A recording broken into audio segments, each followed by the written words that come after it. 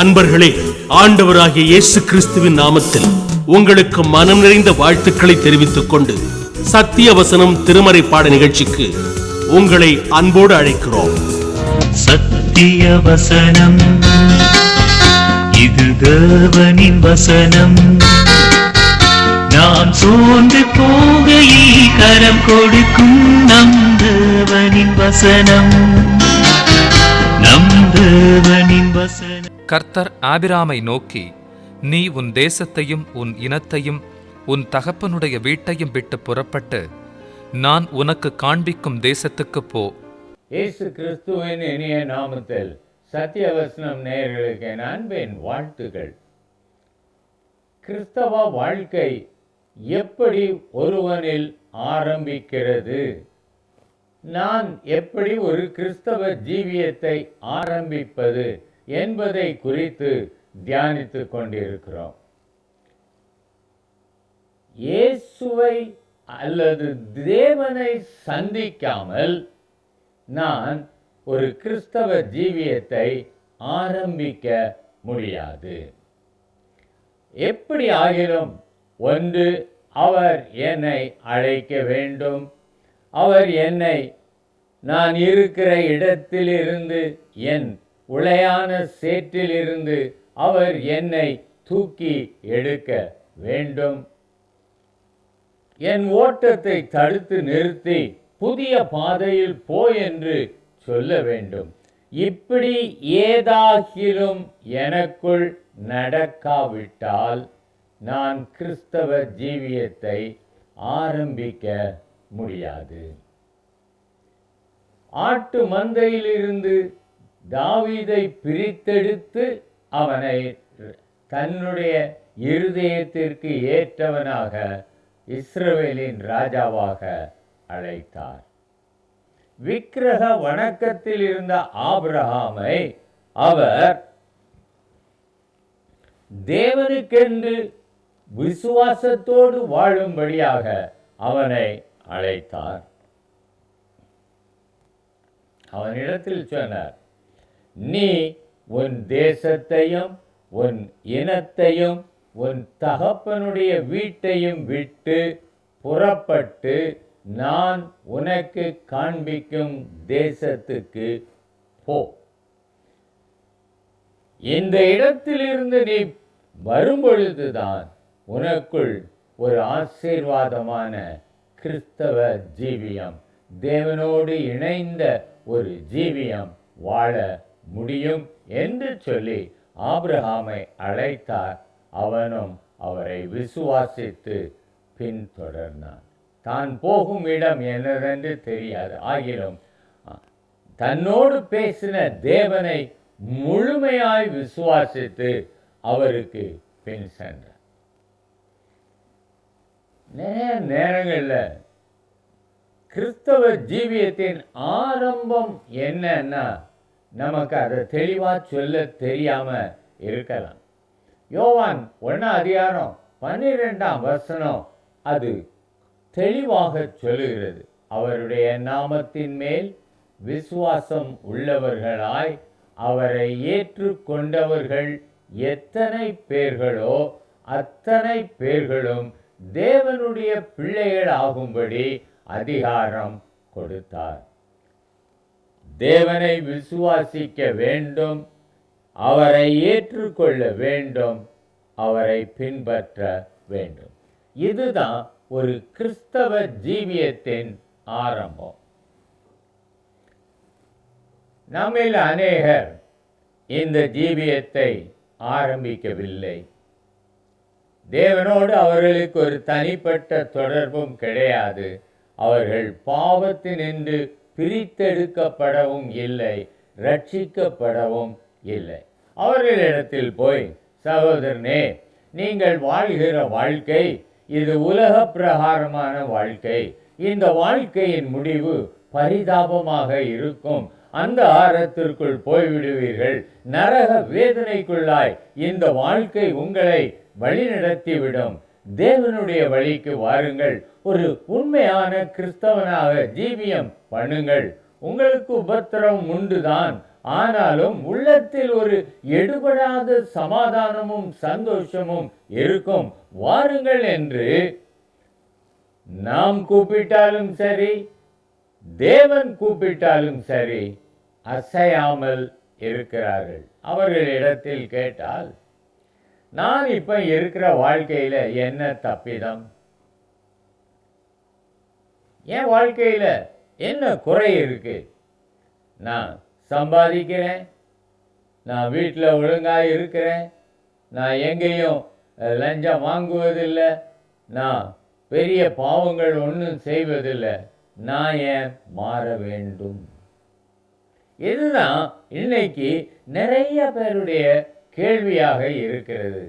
நான் இப்பொழுது இருக்கிற ஜீவியத்தை மாற்ற வேண்டிய அவசியம் என்ன என்றுதான் அநேகர் கேட்கிறார்கள். தாங்கள் நடக்கிற வழியின் முடிவு மரண வழி என்பதை அவர்கள் அறியவில்லை. வேதம் சொல்லுகிறது, மனுஷனுக்கு செம்மையாய் தோன்றுகிற வழி உண்டு, அதன் முடிவோ மரண வழிகள். இன்றைக்கு எனக்கு இந்த வாழ்க்கை சரியானதாக தெரிகிறது. நான் நன்றாக உழைக்கிறேன், நன்றாக பணத்தை சேர்க்கிறேன், என் குடும்பத்திற்காக நான் எல்லாவற்றையும் சேமித்து வைக்கிறேன், நான் ஆண்டவருக்கும் கொடுக்கிறேன். இதில் என்ன குறை இருக்கிறது? நான் எதிலே மாற வேண்டும் என்று கேட்கிறார்கள். ஆனால் ஆண்டவர் சொன்னார், உனக்குள் குறை இருக்கிறது. நித்திய ஜீவனுக்கு போக வேண்டும் என்று ஒரு வாலிபன் வழி கேட்டான். ஆண்டவர் சொன்னார், கற்பனைகளை கைக்கொள். எல்லாத்தையும் சின்ன வயசுல இருந்தே கடைபிடிக்கிறேன், இன்னும் என்கிட்ட என்ன குறை? மனிதனுக்கு தன்னிடத்தில் ஒரு குறைவுமே கிடையாது என்றுதான் அவன் நினைக்கிறான். என்னை கேட்டுக்கொண்டிருக்கிற உங்கள் உள்ளத்திலும் அப்படிப்பட்ட ஒரு நினைவே இருக்கலாம். நான் என்ன ஒழுங்காய் ஆலயத்திற்கு போகிறேன், நான் ஒரு கிறிஸ்தவராக ஞான ஸ்நானம் பெற்றிருக்கிறேன், எல்லாவற்றையும் செய்கிறேன், இன்னும் நான் என் வாழ்க்கையில் மாற வேண்டும், என்னிடத்தில் எந்த குறைவும் இல்லை. ஆனால் ஆண்டவர் சொன்னார், உன்னிடத்தில் ஒரு குறை உண்டு. உனக்கு உண்டானவைகளையெல்லாம் விற்று தரித்திரருக்கு கொடு, பின்பு என்னை பின்பற்றி வா. அந்த வாலிபன் மிகுந்த ஐஸ்வர்யம் உள்ளவனாய் இருந்தபடியால் துக்க முகத்தோடே போய்விட்டான். நமக்குள் நாம் அறியாமலே நமக்குள் பொருளாசை இருக்கும். இந்த உலகத்தின் மேன்மையை விரும்புகிற ஒரு ஆசை இருக்கும். நம்மை இந்த உலகத்தில் உயர்த்தி காண்பிக்க வேண்டும் என்கிற ஒரு பெருமை இருக்கும். ஆண்டவர் சொல்லுகிறார், அது கிறிஸ்தவ வாழ்க்கை அல்ல. நீ தன்னைத்தான் வெறுத்து சிலுவையை எடுத்துக்கொண்டு என்னை பின்பற்றும் பொழுதுதான் நீ ஒரு கிறிஸ்தவ வாழ்க்கையை ஆரம்பிக்கிறாய். ஆகவே நாம் வாழ்ந்து கொண்டிருக்கிற வாழ்க்கையை விட்டு வேறொரு வாழ்க்கைக்கு வா என்று அழைக்கும் பொழுது நமக்கு பழைய வாழ்க்கையை விட்டுவிட மனதில்லை. வேண்டுமானால் சில காரியங்களை நீர் சொல்லுகிறவைகளை செய்கிறேன், ஆனால் நான் வாழ்ந்து வருகிற வழியை விட்டுவிட என்னால் முடியாது, ஏனென்றால் அது நல்ல வழி என்று நினைத்திருக்கிறேன். சகோதரனே, நீங்கள் இப்படிப்பட்ட ஒரு எண்ணத்தோடு இருக்கிறீர்களா? வேதம் தெளிவாக சொல்லுகிறது, மனுஷனுக்கு செம்மையாய் தோன்றுகிற வழி உண்டு, அதன் முடிவோ மரண வழிகள். ஆனால் நேர் உம்முடைய பொருளையோ உம்முடைய திறமையையோ உம்முடைய நல் நடக்கையோ சன்மார்க்க ஜீவியத்தையோ நம்பி நான் மோட்சத்திற்கு போவேன் என்று சொல்வீர்கள் என்றால் நியாய தீர்ப்பின் நாளில் ஏமாந்து போவீர்கள். உங்களால் நினைத்த இடத்திற்கு போய் சேர முடியாது. ஏனென்றால் அதற்குரிய வழி ஒருவருக்கும் தெரியாது. இயேசு சொன்னார், நானே வழியும் சத்தியமும் ஜீவனுமாய் இருக்கிறேன், என்னை அல்லாமல் ஒருவனும் பிதாவினிடத்தில் வரான்.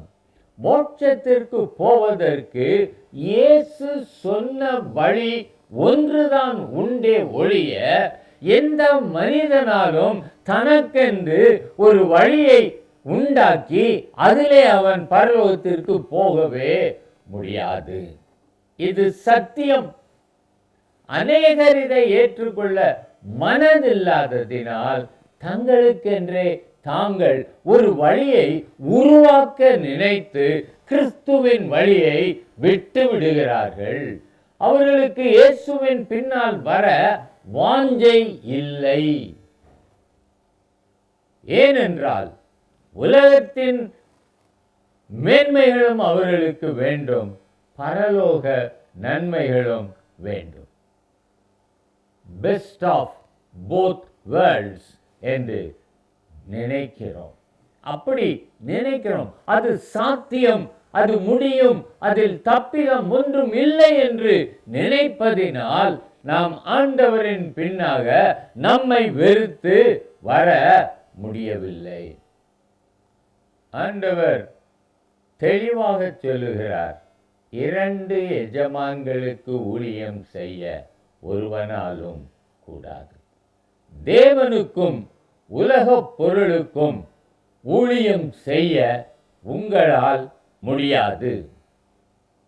ஒன்று தேவனை ஏற்றுக்கொண்டு அவருடைய வழியில் போக வேண்டும், அல்லது உலகத்தின் வழியில் நீங்கள் நடக்க வேண்டும்.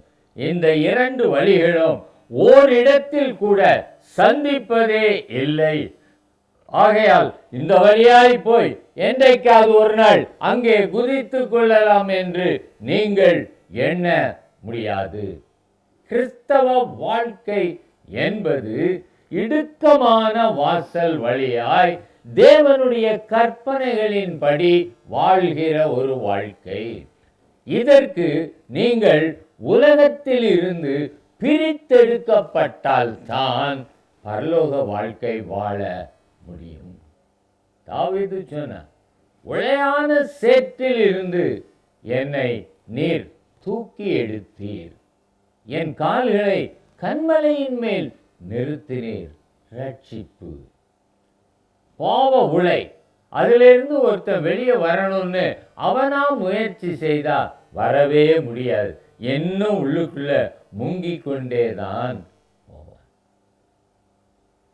அன்றைக்கு நேஷனல் ஜியோகிராபிக் என்கிற ஒரு டிவி சேனலில் ஒரு யானை சகதிக்குள் விழுந்து விட்டது. அது எவ்வளவோ முயற்சி செய்கிறது, அதற்குரிய பலன் நமக்கு தெரியும். அது எப்படியாயிலும் வர வேண்டும் என்று முயற்சி செய்கிறது, முடியவே இல்லை. பின்னதாக அந்த வன இலாக்காரர்கள் வந்து இன்னொரு யானையை கொண்டு இந்த யானையை கட்டி அதன் கயிறை அனைவரும் பிடித்து ஒரு டிராக்டரில் ஒரு கயிறும் இந்த யானையில் இன்னொரு கயிறுமாக வைத்து இழுத்து வெளியே கொண்டு வந்தார்கள்.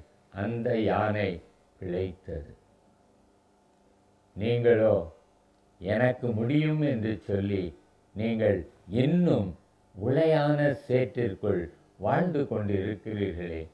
ஒரு கிறிஸ்தவ ஜீவியத்தின் ஆரம்பம் என்பது சேற்றை விட்டு கன்மலைக்கு வருவது, பாவ சேற்றை விட்டு பாவ மன்னிப்பை தருகிற கன்மலையாகிய கிறிஸ்துவோடு இணைந்து வாழ்வது. அதுதான் கிறிஸ்தவ ஜீவியம். பிரித்தெடுக்கப்பட வேண்டும். ஒரு பிறந்த குழந்தை தாயினின்று பிரித்தெடுக்கப்படாவிட்டால் அந்த குழந்தை செத்து போகும். நீங்களும் பாவத்தில் இருந்தும் உலகத்தில் இருந்தும் உலக ஆசைகளில் இருந்தும் பிரித்தெடுக்கப்படவில்லை என்றால் பரிசுத்தமானதற்கு வரவே மாட்டீர்கள். இந்த ஆசையும் இழுப்பும் அவ்வளவு அதிகமாய் இருப்பதினால் உங்களுக்கு உங்கள் வழிகள் தான் பெரிதாய் தெரியுமே ஒழிய எத்தனை பேர் போதனை பண்ணினாலும் வேதத்தில் நீங்கள் அதை வாசித்தாலும் உங்கள் மனமானது ஏற்றுக்கொள்ளாது. ஏனென்றால் பொருளாசையில் பழகின இருதயம் உடையவர்களாய் இருக்கிறோம். கிறிஸ்தவ வாழ்க்கை என்பது இதனின்று பிரித்தெடுக்கப்படுவது. அது நம்மால் முடியாது. கிறிஸ்துதான் என்னை தூக்கி எடுக்க வேண்டும். அதற்காகத்தான் அவர் சிலுவையிலே இரத்தம் சிந்தினார். விசுவாசிக்கிறவர்களுக்கு அவர் உதவி செய்து பாவத்தினின்று விடுபட வழி தருகிறார். அதுதான் கிறிஸ்தவ ஜீவியத்தின் ஆரம்பம். சகோதரனே, சகோதரியே, நீங்கள் எப்படிப்பட்ட வாழ்க்கை வாழ்கிறீர்கள்? உங்களுக்கு நலமாய் தோன்றினபடி வாழ்கிறீர்களோ? ஆண்டவர் சொல்லுகிறார், என் அடிச்சுவடுகளில் நடக்காதவன் அவனுடைய வழி வித்தியாசம். என் பின்னே வராதவன் உலகத்தின் பின்னாகவும் சாத்தானின் பின்னாகவும் போகிறான். உங்கள் முடிவு நரகமாய் இருக்கும். சகோதரனே, தேவனுடைய சித்தத்தின்படி செய்கிறவனே தேவனுடைய ராஜ்யத்தில் பிரவேசிப்பானே அல்லாமல் கர்த்தாவே கர்த்தாவே என்று சொல்லுகிறவன் அதில் பிரவேசிக்க மாட்டான். ஆகவே சகோதரனே, இன்றைக்கும் இயேசு உங்களை அவர் என்னண்டை வா என்று கூப்பிட்டு கொண்டிருக்கிறார். ஒவ்வொருவரையும் ஒவ்வொரு விதத்தில் கூப்பிடுகிறார். உங்கள் வாழ்க்கையில் உள்ள ஒவ்வொரு தோல்வியும் இயேசுவினிடத்தில் வருவதற்கு உள்ள அழைப்பாக இருக்கலாம். ஒவ்வொரு ஆசீர்வாதமும் நீங்கள் தேவனிடத்தில் உங்கள் வருவதற்கு உள்ள அழைப்பாக இருக்கலாம். ஒரு வேளையில் இன்று இதை விட்டு விட்டு வா என்று கூப்பிடலாம். அதுவும் கிறிஸ்தவ வாழ்க்கையின் ஆரம்பமாக அமையலாம். எங்கே கீழ்ப்படிதல் இருக்கிறதோ அங்கே கிறிஸ்தவ ஜீவியமும் ஆரம்பிக்க முடியும். சகோதரனே, உலகத்தை சதமென்று எண்ணி இந்த மாயைக்குள் விழுந்து விடாதிருங்கள். உலகமும் அதன் ஆசை இச்சைகளும் ஒளிந்து போகும். தேவனுடைய ராஜ்யமோ நிலைத்து நிற்கும். நீங்கள் இயேசு உங்களை அழைக்கும் பொழுது அதை உணர்ந்து அவரின் பின்னாக வர உங்களை முழுமையாய் ஒப்புக்கொடுங்கள். அவர் உங்களை சந்தோஷமும் சமாதானமுமாய் வைத்துக் கொள்வார். உண்மைதான் சகோதரனே, நீங்கள் உலகத்திலே இருக்கும் வரை பல காரியங்களை குறித்து நீங்கள் திட்டமிட்டு கொண்டே இருப்பீர்கள். ஆனால் கிறிஸ்தவ வாழ்க்கை ஆரம்பித்த பின்னதோ, இயேசு ஒருவர் எனக்கு முன் செல்லட்டும், அவர் பின்னே போவேன் என்று கவலை இல்லாமல் சந்தோஷமாக தேவனுடைய பராமரிப்பிற்குள்ளும் பாதுகாவலுக்குள்ளும் இருந்து ஒரு நித்தியமான ஒரு ஜீவனை வாழ்வோம். இன்றைக்கு அந்த வாழ்க்கையை ஆரம்பிக்க ஒப்பு கொடுப்பீர்களா? அவருடைய நாமத்தின் மேல் விசுவாசம் உள்ளவர்களாய் அவரை ஏற்றுக்கொண்டவர்கள் எத்தனை பேர்களோ அத்தனை பேர்களும் தேவனுடைய பிள்ளைகள் ஆகும்படி அதிகாரம் தந்திருக்கிறார். விசுவாசியுங்கள், அவரை ஏற்றுக்கொள்ளுங்கள், அவர் பின்னாக வாருங்கள், பரலோகத்தை சுதந்தரித்துக் கொள்வீர்கள். ஜெபிக்கலாமா? அன்பின் தகப்பனே, உலகத்தினின்று எங்களை பிரித்து எடுத்துவிடும். எங்களுக்கு பிரிக்க பலன் இல்லை, ஆனால் உம்மால் முடியும். நாங்கள் உம்மிடத்திலே சரணடைகிறோம். எங்களை இழுத்துக்கொள்ளும், காத்துக்கொள்ளும். இயேசு நாமத்தில் பிதாவே, ஆமென்.